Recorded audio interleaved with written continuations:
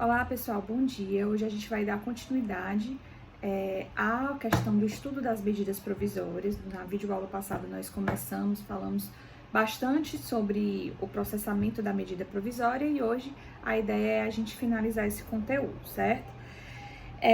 Bom, e o que foi que ficou pendente para a gente falar hoje? Um ponto importante é a questão dos temas que são vedados a serem tratados por medida provisória. Isso porque a nossa Constituição estabelece que o poder que o presidente tem para fazer medidas provisórias não é um poder ilimitado, né? Até porque o presidente, ele exerce a função atípica, né, de elaborar atos normativos como as medidas provisórias. Então, não é do cotidiano do presidente, né? Ele necessita demonstrar a urgência e a relevância para poder criar uma medida provisória.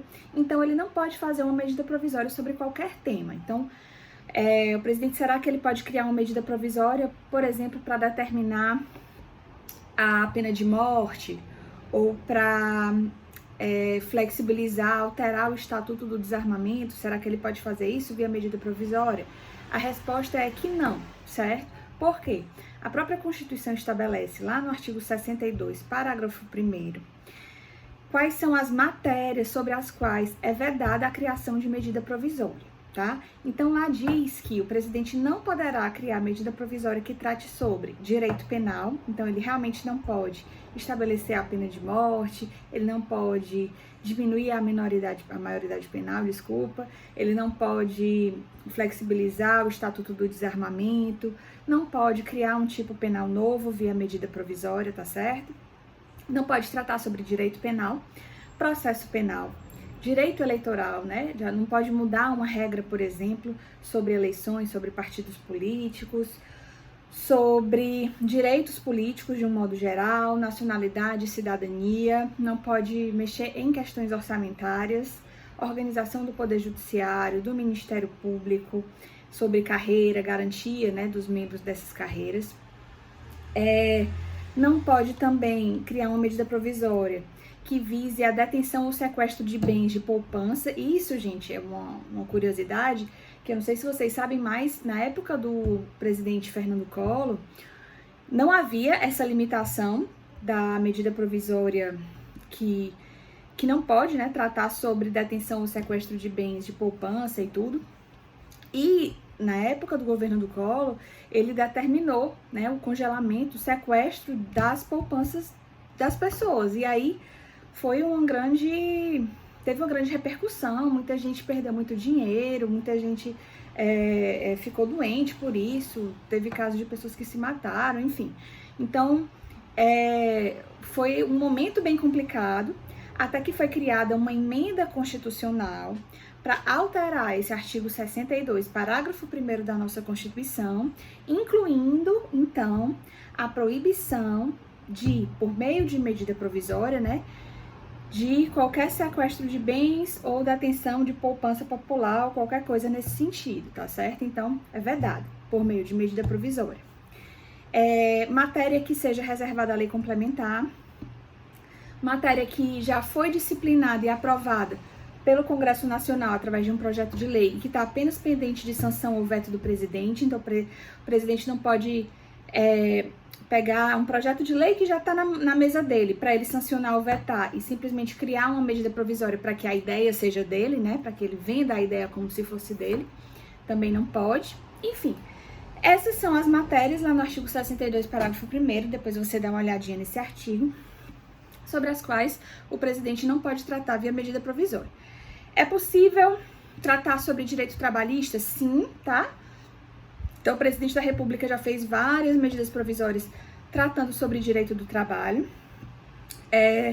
Teve, por exemplo, em novembro do ano passado, a criação do contrato verde e amarelo via medida provisória. Essa medida provisória já caducou, tá certo? Ela já perdeu a vigência por decurso do tempo.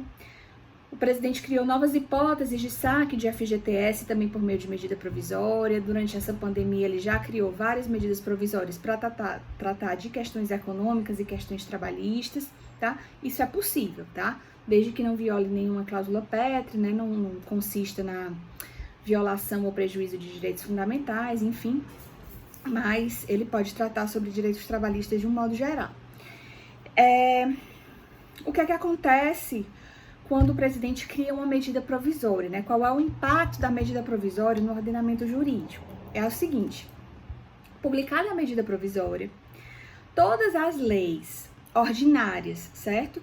Que sejam incompatíveis com essa medida provisória ficarão suspensas, certo? Não serão revogadas, veja a diferença. Elas vão ficar apenas suspensas. Quando a medida provisória, se a medida provisória for convertida em lei, aí as leis ordinárias em sentido contrário serão revogadas pela lei nova, certo? Mas se a medida provisória for rejeitada, ou se a medida provisória cair por decurso do tempo, aí aquelas leis que estavam apenas suspensas voltarão a valer normalmente, tá certo? Então imagine que o presidente da República crie por medida provisória um adicional trabalhista, o adicional de periculosidade. Vocês vão estudar isso em Direito do Trabalho. Hoje o percentual da lei da CLT sobre o adicional de periculosidade é de 30%, certo?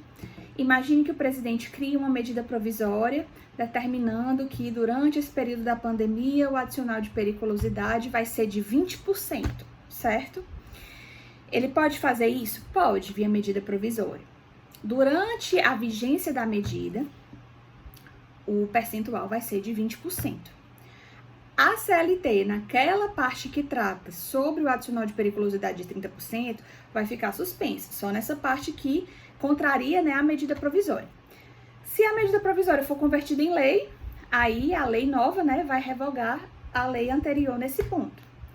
Mas se a medida provisória eventualmente cair por decurso do prazo ou for rejeitada pelo Congresso Nacional, a medida provisória vai cair e aquela lei que estava suspensa, que determina, né, o percentual de 30%, vai voltar a valer normalmente, certo? Aí, como é que fica a situação desses trabalhadores? Eles estavam recebendo 30%, durante a vigência da medida passam a receber 20%, e quando acaba a vigência da medida provisória, nós já vimos na aula passada, em regra, eles voltarão a receber os 30%, certo? A não ser que o Congresso Nacional, né, faça, regulamente de forma diversa, né, aquelas relações jurídicas que foram criadas durante a medida provisória. Mas, de regra, aquele período que a medida provisória ficou valendo, se o Congresso Nacional não fizer, né, um decreto legislativo regulamentando como vai ser as relações, como vão ser as relações jurídicas firmadas no período da medida, né, aquela medida provisória vai valer só durante aquele período e as relações jurídicas firmadas durante aquele período de vigência da medida provisória restarão convalidadas, tá certo? Então, o percentual de 20%, né, fica valendo só durante a vigência da medida provisória. Depois, volta-se ao percentual que havia antes, que é, no caso do exemplo que eu tô dando, né, de 30%, tá? Os trabalhadores vão poder cobrar dos empregadores esses 10% aí de diferença durante a vigência da medida provisória? Aí é que eu tô dizendo que não, justamente porque se o Congresso Nacional não regulamentar de forma diversa, né, a regra é que as relações jurídicas firmadas durante a vigência da medida permanecerão válidas. Certo? Passando para frente ainda sobre medidas provisórias. Será que é possível a criação de medidas provisórias estaduais ou municipais? E a resposta é que sim, desde que haja previsão nas constituições estaduais e nas leis orgânicas municipais, tá certo? Esse é o entendimento do Supremo Tribunal Federal. Aqui no Ceará, por exemplo, a nossa Constituição Estadual não estabelece o direito de medidas provisórias para o governador. Então, o nosso governador não pode fazer uso de medida provisória. Em algum estado que a Constituição Estadual preveja a possibilidade, aí sim o governador deverá fazer, ou poderá, né? Poderá fazer medida provisória. E aí, aplica-se o princípio da simetria, né? E essa medida provisória, uma vez criada pelo governador, também vai passar pelo crivo dos deputados estaduais. Da mesma forma, né, o processo legislativo seria semelhante ao processo legislativo das medidas provisórias federais, tá? Da mesma forma, em relação às medidas provisórias municipais, se houver previsão nas leis orgânicas municipais. Bom, o que mais? Em relação, passando para frente, em relação às medidas provisórias, também se aplica o princípio da irrepetibilidade, que nós já vimos. quer dizer que uma medida provisória que seja rejeitada ou que perca a vigência por decurso do prazo, certo? Essa medida provisória, ela vai morrer, ela vai ser arquivada e não pode ser criada uma nova medida provisória tratando da mesma matéria naquela mesma sessão legislativa, ou seja, só vai poder no ano seguinte, tá? Isso aconteceu no ano passado, o presidente da República criou uma medida provisória que estabelecia que a FUNAI sairia do Ministério da Justiça e passaria a ser de competência do Ministério da Agricultura. Essa medida provisória, nesse ponto, foi rejeitada pelo Congresso Nacional e o presidente, na mesma semana, criou uma nova medida provisória, determinando de novo, né, que é porque não aceitou, né, ser contrariado pelo Congresso Nacional, e aí determinou novamente que a FUNAI deveria passar a ser do Ministério da Agricultura. E aí, o Supremo Tribunal Federal se manifestou, né, no sentido de que essa segunda medida provisória do presidente da República viola a Constituição no chamado princípio da irrepetibilidade, ou seja, uma vez rejeitada a medida provisória pelo Congresso, o presidente não poderia fazer na mesma semana, na verdade, no mesmo ano, né, naquela mesma sessão legislativa, o presidente não pode criar uma nova medida provisória tratando sobre o mesmo tema, tá? E aqui não cabe exceção a esse princípio da irrepetibilidade, certo? O que mais? A medida provisória, gente, ela equivale, né, a uma lei ordinária, tá? Quando ela é convertida em lei, ela se converte em uma lei ordinária. O que mais? Então, gente, a medida provisória só pode ser prorrogada uma única vez, né, por mais 60 dias, depois disso ela caduca. O que é que pode acontecer com a medida? Ou ela vai ser convertida em lei, ou a medida provisória caduca por decurso do prazo, ou ela é convertida em lei com alterações, ou ela é simplesmente rejeitada pelo Congresso, né? Também pode ser declarada inconstitucional pelo STF, ou mesmo ser revogada por outra medida provisória criada pelo próprio presidente da República. Então, o presidente pode criar uma medida provisória, mudar de ideia e criar uma outra medida provisória revogando aquela anterior, tá certo? O que mais? Essa determinação que eu falei para vocês, que a medida provisória só se prorroga uma vez por 60 dias, né, que existe essa prorrogação automática por mais 60 dias, é uma alteração, na verdade, foi uma emenda constitucional que foi criada em 2001, que trouxe essa limitação das medidas provisórias. Antes de 2001, as medidas provisórias, elas se prorrogavam automaticamente de forma ilimitada, tipo, a cada 60 dias, se não fosse rejeitada e nem convertida em lei, a medida provisória ia simplesmente se renovando de forma automática a cada 60 dias.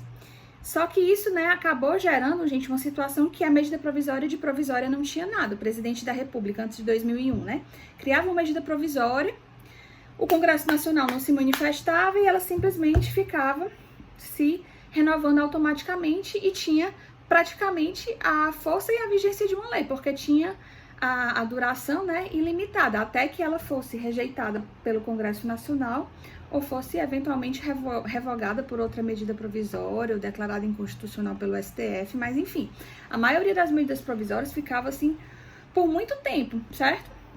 E aí, em 2001, houve a criação de uma emenda constitucional, né, para alterar o artigo 62 sobre a regulamentação das medidas provisórias, e uma das mudanças importantes que houve em 2001 foi justamente o estabelecimento de apenas uma prorrogação possível no prazo de 60 dias, né? Então, a medida provisória ela dura por 60 dias e se prorroga automaticamente por mais 60.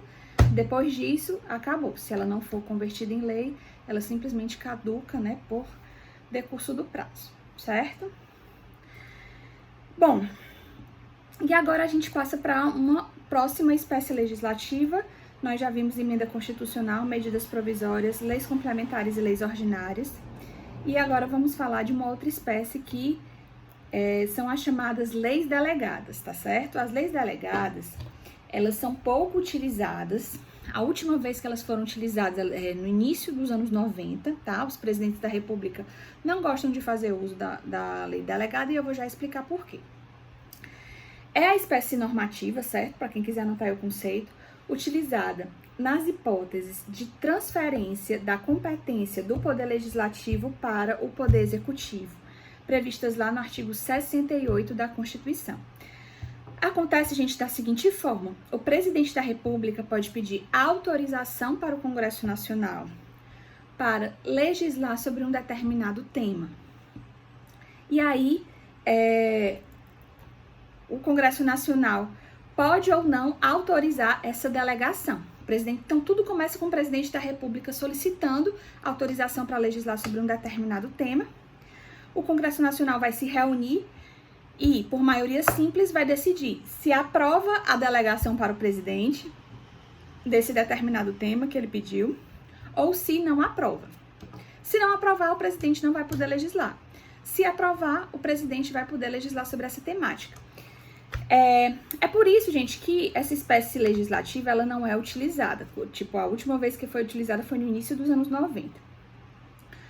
Porque tem esse negócio de pedir autorização para o Congresso.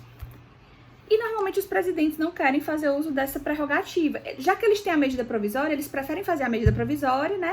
E aí o Congresso Nacional pode rejeitar essa medida, ou enfim, ou até converter em lei.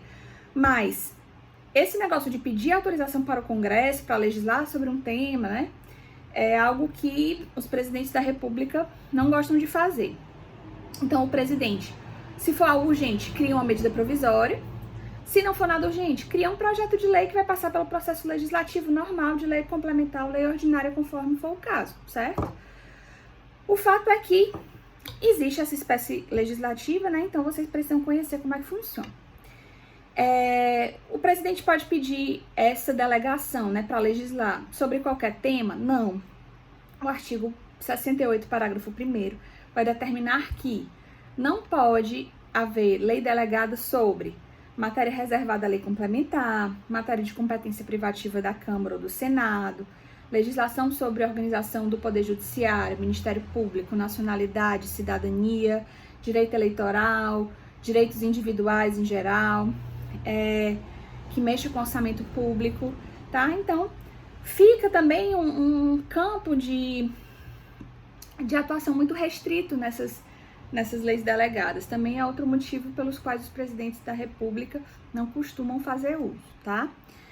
E aí, gente, existe a chamada delegação típica e delegação atípica, tá? Como é que funciona a delegação típica? É aquela em que o Congresso Nacional concede poderes totais para o presidente da República legislar sobre aquela matéria. No sentido, quando eu falo poderes totais, é no sentido de que o presidente vai criar o texto da lei, vai sancionar e vai promulgar, logo ela já vai ficar valendo, certo? O Congresso Nacional não vai participar dessa produção legislativa. O presidente solicitou autorização para legislar, o Congresso Nacional concedeu a delegação de modo típico, o presidente da República, ele mesmo faz o texto, promulga e essa lei já fica valendo. Na delegação atípica, o Congresso Nacional exige que o presidente faça o texto e, antes de promulgar, esse texto precisa passar pela aprovação do próprio Congresso Nacional, tá certo? Por meio de votação de maioria simples do Congresso Nacional. Então, gente, ainda tem isso, o presidente vai solicitar autorização para legislar. Essa autorização ainda pode vir na forma atípica, ou seja, o Congresso Nacional autoriza, mas desconfiando, tipo dizendo, presidente, você vai fazer o texto, mas vai submeter a nossa aprovação antes de ser promulgado, certo? Por isso que é uma espécie que não costuma ser utilizada pelos presidentes da República, mas está lá, né? É uma hipótese que pode ser utilizada. O que mais? Além disso, o que é que acontece, gente, se o presidente da República fizer uma lei delegada e essa lei delegada extrapolar os seus poderes de delegação? Tipo assim, o presidente pediu para fazer uma medida provisória sobre direito do trabalho, desculpa, medida provisória não, tá? O presidente pediu para fazer uma lei delegada sobre direito do trabalho. Foi autorizado para falar sobre o adicional de periculosidade, por exemplo, ou para falar sobre a FGTS, sei lá, foi autorizado. E o presidente da República, nesse texto da lei delegada, falou não só sobre aquilo que ele disse que ia falar, tipo o adicional de periculosidade, ou FGTS, nesse exemplo que eu tô dando, e começa a falar de outros temas. Ou seja, o presidente da República está extrapolando o seu poder de utilizar a lei delegada. Ele pediu para falar sobre X e está falando sobre 2X, ou está falando sobre Y, né? Criou uma lei delegada fora dos parâmetros autorizados pelo Congresso Nacional. Aí, o artigo 49, inciso 5º da Constituição, vai estabelecer que é de competência do Congresso Nacional sustar os atos normativos do presidente que exorbitem, né, que extrapolem os limites da legislação e os limites da lei delegada que foi concedido pelo Congresso Nacional, tá certo? Então, o Congresso Nacional pode, a qualquer momento, sustar, tá certo, essa lei delegada. Ou essa lei delegada também pode passar pelo chamado controle de constitucionalidade perante o Supremo Tribunal Federal, certo? O que mais? Existem ainda as chamadas resoluções, certo? Que são, se você olhar lá no artigo 59 da Constituição, as espécies legislativas que estão lá elencadas, nós já vimos emendas constitucionais, leis complementares, leis ordinárias, medidas provisórias, leis delegadas. Agora eu vou passar para a sexta hipótese, que são as resoluções, tá? As resoluções, elas são espécie normativa utilizada quando, nos casos de competência privativa da Câmara dos Deputados, do Senado ou do Congresso Nacional, e elas, em regra, têm efeitos apenas internos, certo? É por isso que elas são pouco faladas, são pouco conhecidas, porque os efeitos das resoluções se aplicam apenas internamente dentro do Congresso Nacional, tá? Então, quando é que o Congresso Nacional, a Câmara ou o Senado vão fazer uso das resoluções? Nos casos dos artigos 51 e 52 da Constituição, tá? E aí tem duas exceções que a gente vai ter resoluções com efeitos externos ao Congresso Nacional. Mas, em regra, as resoluções elas têm efeitos apenas internos de organização das casas do Congresso Nacional. Então, por exemplo, o regimento interno do Congresso Nacional, da Câmara dos Deputados e do Senado. O regimento interno nada mais é que uma resolução, tá? Que vai reger o funcionamento das reuniões, do plenário, das comissões, quer dizer, tem efeitos apenas de organização interna do próprio Congresso Nacional. Como não tem efeitos externos, a gente acaba não tomando muito conhecimento das resoluções que são aprovadas pelo Congresso Nacional. Mas tem duas resoluções que têm efeitos externos, certo? A primeira é a resolução que diz, prevista lá no artigo 52, inciso 10, que vocês vão estudar isso melhor em Constitucional 3, tá? Mas diz que o Senado Federal poderá fazer uma resolução para dar efeitos erga omnes, para dar efeito para todos, para toda a sociedade, de uma decisão do Supremo Tribunal Federal dada em controle difuso de constitucionalidade. Não sei se você vai lembrar, você vai trabalhar isso melhor em Constitucional 3. Mas é assim, quando o STF dá uma decisão em controle difuso, essa decisão só tem vigência, só tem eficácia entre as partes. Mas justamente o Senado poderá fazer uma resolução concedendo efeitos erga omnes para essa decisão valer, se estender para toda a sociedade. É um exemplo, né, de uma resolução que ela vai ter efeitos externos, certo? E também eu acabei de falar sobre a lei delegada, eu falei que o presidente da República solicitava ao Congresso Nacional e o Congresso Nacional podia autorizar ou não autorizar, né?